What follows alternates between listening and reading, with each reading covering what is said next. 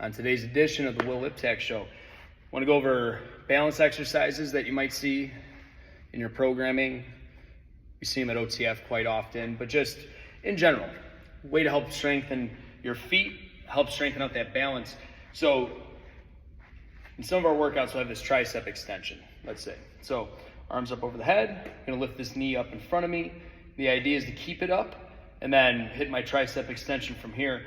It's gonna force you to lock in, just like in terms of like focusing on something, but also what it's gonna end up doing, you wanna lift your knee up high. You're gonna feel your hip flexors start to tighten up, which is what we want. We wanna strengthen that. So if you're able to keep that knee up here, and then you're gonna feel this side start to tighten up a little bit more, my left side here. So now my glutes are firing, my butt's a little bit tighter. And then if you think about actually straightening out this leg and then pushing your big toe in the inside of your heel into the floor, that's gonna make you most stable. And if you're doing that while you're doing the triceps, it turns into maybe not even just a tricep exercise, but you're gonna feel the bottom of your feet, you're gonna feel your butt, you're gonna feel this hip flexor. And especially if you're doing any type of high intensity workouts or anything where you're gonna be also running or rowing, great way to warm up the hips, have them ready for what you're doing later.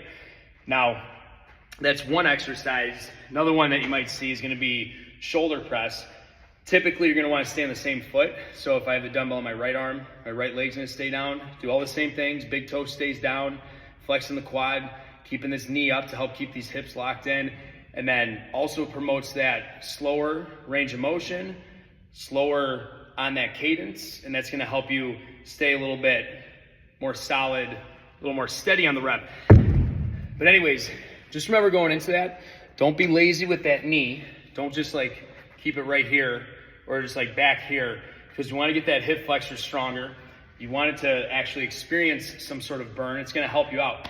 Just another thing, I have this kettlebell here, but this could also be a bench, a rower, any other object you have around you. But if you keep your knee up and your foot over that, the worst thing that happens is when you do lose your balance, just put it down for a second, take a deep breath, get that knee back up, and then go from there.